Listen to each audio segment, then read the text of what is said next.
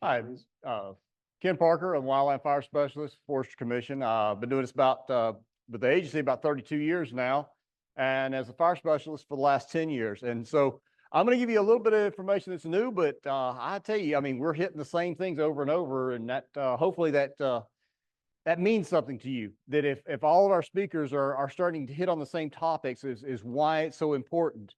So what the title is the road to 2 million acres. But where are we and where do we need to be? I look at that 2 million acres, that's that first rung on the ladder. There's still a lot more ladder ahead of us. So let's look at this. Where are we in Georgia? What do we have here in Georgia? There is roughly 21.6 million acres of commercially viable timber in Georgia. Of that, we've got, between just the pine natural, pine planted, and the pine oaks, about 13.5, 13.6 million acres. You think about that, our South Georgia pines maybe on a 1 to 2 year rotation, our mountains at a 5 to 7, Piedmont on a 3 year. You take just that pine number, and we should be burning 4.6 million acres a year. Now, and that's not even including the hardwoods. And we heard Dr. Harper talk about earlier about needing to burn the hardwoods. So what are we doing? What are we actually doing? Well, I can tell you we did good this year.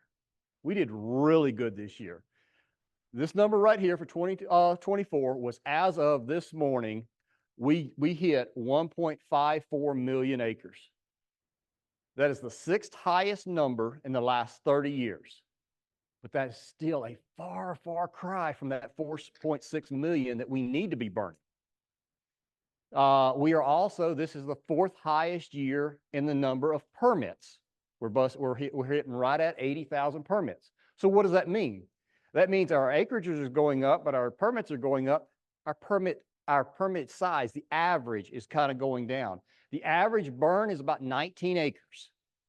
Now, I can tell you there are a ton of 1, 2, and 5 acre burns, so there's also some very big burns.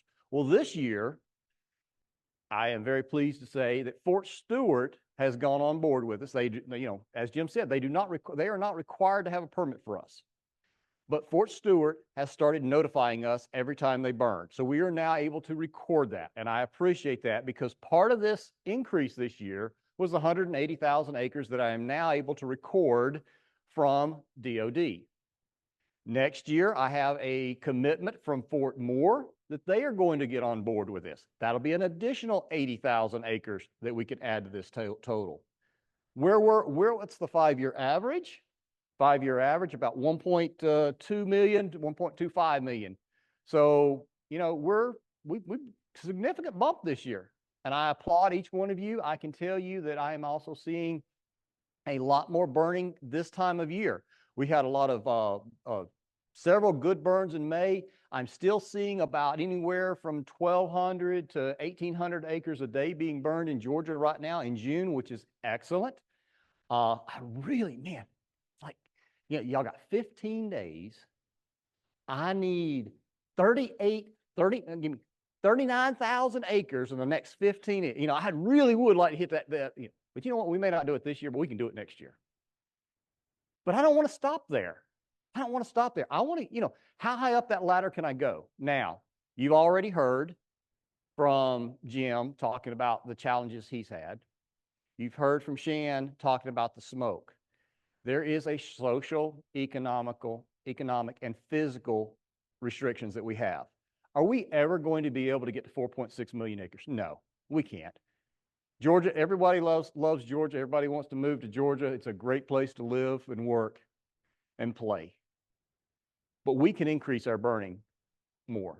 We can continue to look for those good days to burn. Well, what does a good day look like? That's just one day. That wasn't even the busiest day. That was March 21st, 967 permits, 37,000 acres on one day. That wasn't even the busiest week or the busiest day. The busiest week was The 10th through the 16th was 167,000 acres that 1 week. The very next week burned 121,000. So of that 1.54 million acres, 288,000 of that was burnt in a 2-week window. That's a lot of smoke going up in the air. But you know what? The other thing was I saw with Johnny was, did you notice that March we had less wildfires than we normally did? We did a lot of burning in March. Y'all did a really good job of keeping them within the breaks because, you know, the wildfire numbers were down. For the number of acres that we burned in March, that was really good to see. But yes, I mean, this, you know, this right here, that was a typical day. But what was the busiest day? Busiest single day was March 13th, was 48,000 acres burned in 1 day. That week alone, we had 3 days, a 42, a 45, and 48,000 acres over a 3-day period burnt. That's a lot of acres. So if you're looking at this one's 37, add another 11,000 acres to that. That's a lot of burning, folks. And I congratulate you on getting out there and getting the burn done. This is, you know, this is concentrated. This is concentrated. What can we do? What can we do? This is a 2-week window right here of satellite image. Now, these are just satellite detected. This is not all the burns that occur. This is just the satellite imagery of the burns. Look at where that concentration is at. You know, make sure I hit the right button here. That right here, kind of down that western side and that south, you know. We got a lot more we could be doing up in here. You know, that's pretty solid, but that's a lot of burning satellite detected. Jim's hit this one. Look at all those that are over. If we're going to increase burning, if we're going to try to get to that next rung on that ladder, we've got to be able to manage this also. And that means that we're going to have to start looking at different approaches, different things that we're going to do with our burns. We're going to have to start getting out of that March concentration. I heard someone talking about, you know, maybe not burning up here because you're in the burn ban. There is a misconception with a lot of people with the burn restrictions, and I'll call it a restriction. Jim and them call it a ban. You can still burn. You just can't burn certain things. So all those gray areas, you can still burn silviculture. Don't think that you can't. You can still burn silviculture. Earlier this week, I come out here Tuesday. I was up here for the last couple of days for the prescribed fire class, and I step outside going, oh, I don't want to be in class. I need to be in the woods burning. It was about 52 degrees. It was 80% recovery at night. It was dry outside. The humidity that day was going to be 31. And I'm going, yeah, I might be in the restrictions up here, but you know what? I could get out here and get a burn if I had the right spot. Thinking about out of the ordinary, what is, you know, taking advantage of, that's not a normal weather pattern, but it hit. So look for those things to expand the burning. Let's get to that next rung on the ladder. And don't think that you can't burn up here. Now, the green, that's agriculture only. Unfortunately, you're going to have to wait until October to start burning right there. So, you know, how can, you know, when you're thinking about expanding the burning, you know, maybe you're not as comfortable. Maybe you're not as comfortable with burning, you know, during those summertime. There are some opportunities. First off, become prescribed fire certified. I saw the hands go up earlier when asked. That was about half of this. The rest of you, I have a class in Waycross. George is going to have regular ones for his PBA. RT is going to have one for his PBA, and Ansley's going to have one for Savannah. Look for one of those. The classes are on our website. I look forward to seeing you in there. All right, there are only about, I think with this class I just had this week, that should put me about 5,900 people have gone through the class since 1992. We have about 3,700 of those have gone on to be certified. 3,700 burners. Somebody asked about the permitting system. I only had 390 permit request through the early burn permit system this year. You're a certified burner. Take advantage of the tools that we provide you, and that means you can request, as Shan said, up to 48 hours in advance a permit, and then 24 hours ahead, the day before, our folks are going to look at that. They're going to rerun the weather, rerun the V-smoke. Everything looks good. You're going to issue you the permit, and you don't have to wait on the phone. If you've got to move resources around, you already know the day ahead that you've got that permit, and you go. The other thing that we've done this year is, all right, as a certified burner, that southwest corner down there where we've got the pilot program, that certified burner gets a permit the day before. Well, the next morning, we put a restriction on that. We don't stop that certified burner. We issued that certified burner their permit. We're expecting that certified burner to use their knowledge and their experience to be able to safely burn that and not cause a problem. So we're allowing that certified burner to go ahead and burn and not stop when we're stopping everybody else, you know. So some advantages of being a certified burner and using the early burn permit system. So please do use that. Shan talked about the trailers. Well, they're out there, but how do I get a hold of them? You know, I don't have the tools. I'd love to do more burning, but I don't really have the tools. The Longleaf Alliance keeps a page up, and you can go on there, and it has where all the trailers are at and how to get a hold of them. So if you're a landowner and you say, hey, I don't have the tools, I need this or I need that, and I'd love to do more burning, well, there's a tool right there. You can go on, you can rent them. Most of them are $75, $150 a day, but you know, hand tools, drip torches, backpack blowers. Some of them have chainsaws on them. Some of them have a pull behind mini jet engine that, you know, blowing your roads off of. I mean, you know, 200 and some miles an hour, this thing, you know, you can strip your roads of all the litter. I mean, they each have something different, but it's a tool that you have that's available to you that could help you expand burning. Landowner visits, learn and burns. You know, we offer around the states, both GFC and DNR has learning burns where if you're not comfortable with burning, maybe we can set something up, a type of burn that you could learn on and come out there and see it done before you start doing it on your own property. You know, just talk to the local folks. You know, get GFC to come out there and help you on your burns. You know, if you're, you know, I see a lot of federal out here in state and other partners. You know, maybe you're not able to help these private landowners. We'll direct them to them. We'll try to help them out, try to get them through there. Maybe walk them through a burn. Maybe take them out to a site that's been burned, talk to them about what we did, and they can see the effects. There are a lot of land out there that needs to be burned, as we've already mentioned. It's not being burned, but if we can show these landowners the effects that they will see after a burn, then maybe we can start convincing them to get their properties burned. And then there's cost share programs. There are a lot of cost share programs out there. One of them for this part of the world is the cross-boundary. The feds, you know, it's managing that property that surrounds the U.S. Forest Service property. But there are other cost share programs. NRCS has programs. You know, GFC sometimes has programs under Southern Pine Beetle. There are multiple programs. Check with your local foresters, the rangers, the foresters, and they can help you find these programs, find out if there's something out there to put more fire on the ground. So requirements for burning, you know, these are just some general, you know, guidelines that I want to put out there. You know, I want to see before I do you know, I'm thinking about expanding my burn. You know, everybody wants to burn in March, February, March, maybe a little early April. You know, as we heard earlier, why not burn year round? Why not expand?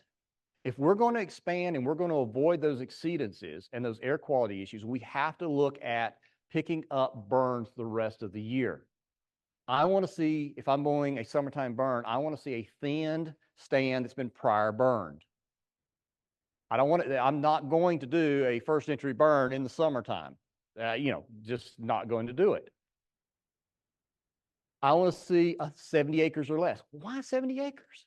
Well, the reason being is I want to finish early in the day. I don't want to be burning at 2, 3, 4 o'clock in the afternoon. I'm wanting to finish my firing operation 12, 1 o'clock And then I want all the fire to basically be burned out between 1 and 2 before it gets into the heat of the day and all of that.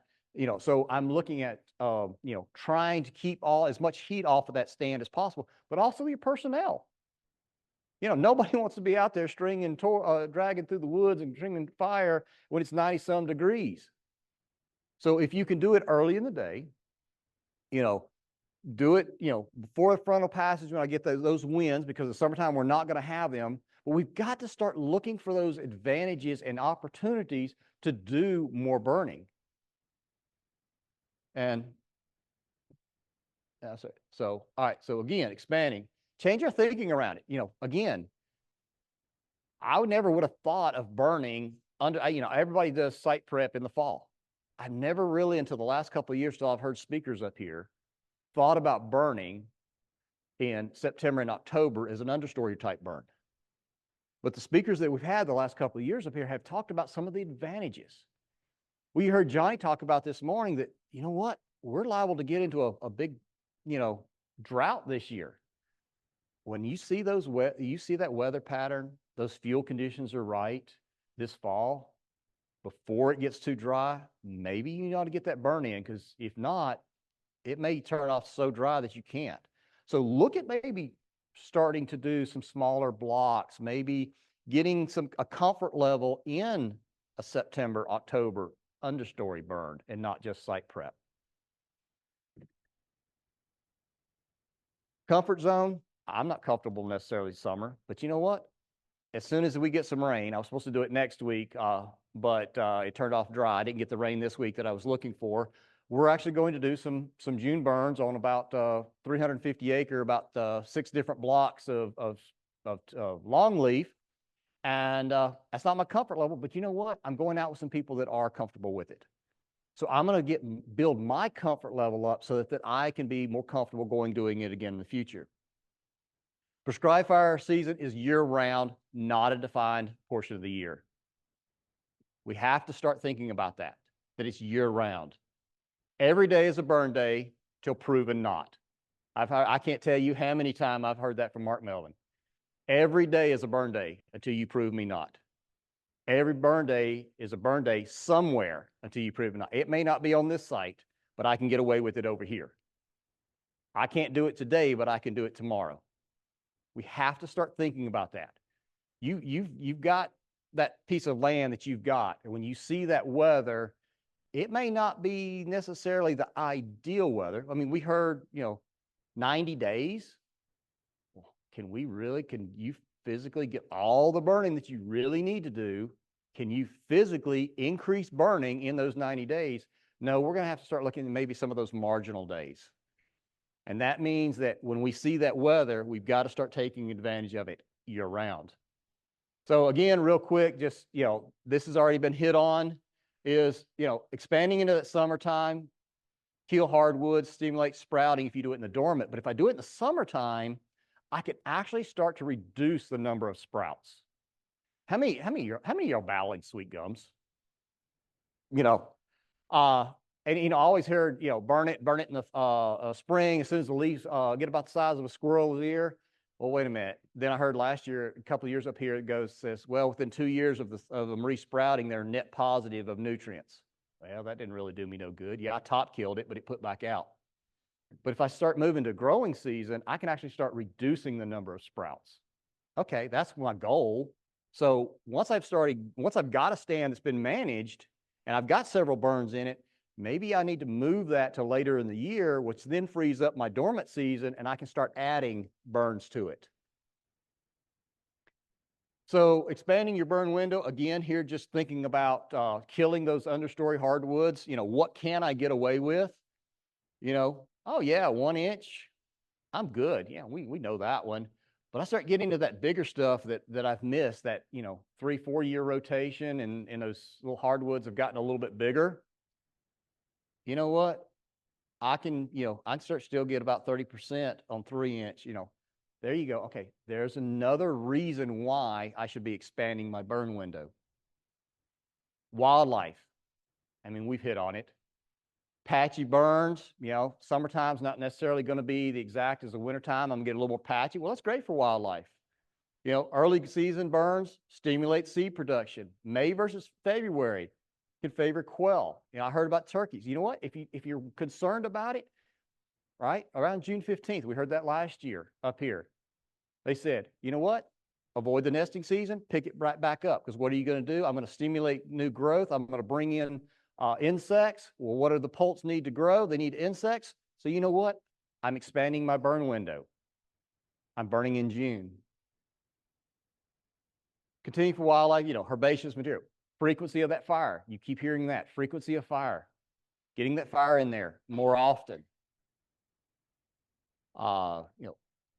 Avoid, doesn't say necessarily don't, but if that's your concern, avoid it, and then just move your burn window to later in the year.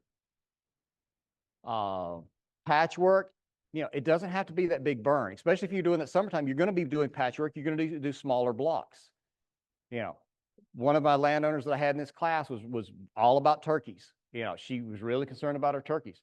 We started talking about our land, looked at it, says, all right, fine, break it up in 6 blocks, burn 2 blocks a year. She was thinking she had to burn the whole thing every single time. So no, break it up into smaller blocks. She burn one in dormant season, burn one in growing season each year. That way she's got a whole very patchy network. I know as agency personnel, sometimes we've got to burn those bigger blocks to meet our objectives. But as landowners, if you're able to, maybe start looking at that. Herbaceous, increase the frequency. The more we increase it, the better off we're going to be. Better for wildlife. And then expanding your burn. We talked about the drone. And so I'm going to throw some numbers at you here. So we've been doing this about 3 years. And in that 3 years, this is a whole new program. So we're learning to fly the drone. This is not an expert. This is learning to do the drone. 6,200 acres, 511-minute flight time. That works out to 12.14 acres per minute, or 720 acres an hour that can be done with the drone. Yes, you heard the cost at $91,000. But here's the question. If I can get that much work done, can I reduce my crew size, or can I split my crew and do 2 burns?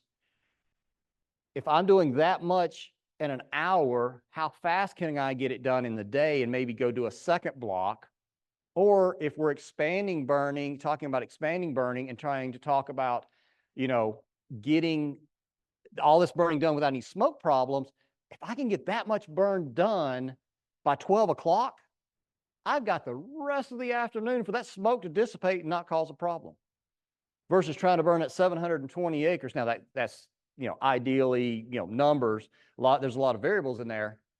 But still, if I can get that much burning done that quickly, how much more burning can I do throughout the year and not cause a smoke problem? That may not be the tool. Not everybody can afford, $91,000 for a drone setup. But over time, would it pay for itself? No, I see it as a tool up here in the mountains in southeast Georgia. Those are my 2 primary areas that I see the greatest use. Because I can take that drone and I can take it, instead of me taking personnel and putting on the mountainside that they could trip, fall, whatever, I can take that drone and I can work it down the mountainside and I can light the whole mountainside off in just no time. In southeast Georgia, in the Palmetto, Gallberry, where I don't know if any of you burn from that area, but you know what? Where do they light the fire at? From the edges, because nobody's walking interior. But you know what? I can take that drone now and I can sit there and I can fly and I can set interior fire. So I can control the fire effects. So maybe it's a tool that you could be looking at. But it's not the old tool. There's continuing tools coming along. The thing is we need, the biggest thing is we need to be looking for those opportunities. Anything that we can do to increase burning.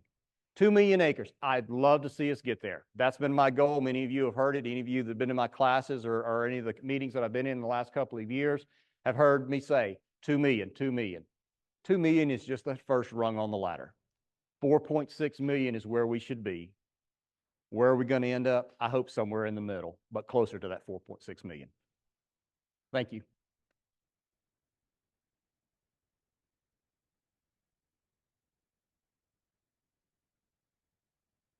Thank you, We've got time for just a couple questions, and if anybody has a question for either Ken or Shan, raise your hand.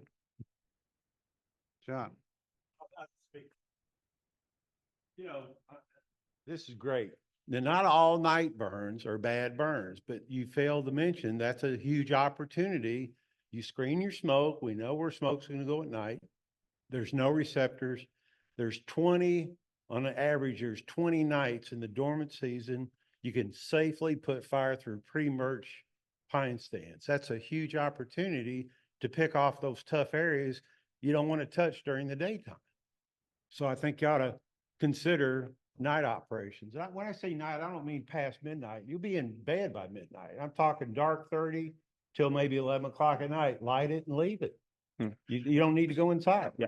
There's nothing in Georgia law says you cannot burn at night. The problem is finding those days and being prepared for them. Most people with nighttime burning, you have to be knowing that you're going to be burning and you have to be ready. Most people wait, oh, it's good night. Well, they're not ready for the nighttime burn. Plus, John, my career started off, yeah, we did nighttime burns, but we've lost that experience. The margin of error for a daytime burn is like this. The margin of error at night is like this. So you having that experience, we've lost that. It is a good opportunity, but you don't see that many days or evenings that are, and you have to be ready for them. And I would say if you do want to do a nighttime burn, you need to be communicating with the local individual, the local ranger, so that they know who you are, they know your plan, and there's a conversation ahead of time. I can tell you, if you just call up and say, hey, I'm going to burn at night, that's going to be a real struggle. But if you had that plan ahead of time, there could be that conversation. I know that some of our folks have, by looking at the weather, they've used that hourly forecast and said, hey, mixing height's good, dispersion is still good, transport's still good. I'm like, yeah, go for it. So there are a few of them, but there has to be some conversation ahead. You can't just, you're rarely going to be able to just call up and say, hey, I'm going to do nighttime burn. Night operation, specifically at nighttime learning. So I'm just saying, don't leave it on the doorstep. I would promote it, but with conditions. Yeah. Any other questions for Ken or Shan?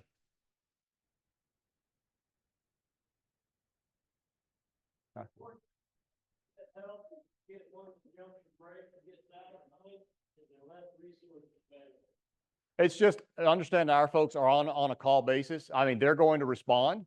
It's just depending on the person, they have to live within 45 minutes of the office. So they're going to get to the office, get the truck, and get there. Some people are close to the office, and some people are further away. But there is somebody always on call that is going to respond to a wildfire call request. No, again, it's that. No, it's not. That's not the concern. The concern more is that window, because that margin of error is so small, because just a slight change in the weather and you can go from good burn weather and good. Well, it's not necessarily the burn weather; it's the smoke dispersion. You could go very good for smoke dispersion and getting out of there to a smoke problem. That is the problem with nighttime. It's not the nighttime burn itself; it is the smoke. We've got fire. It is now all about smoke that we're doing. We're managing the smoke and we're managing those emissions. Last question. All right, seeing none, we'll take a break.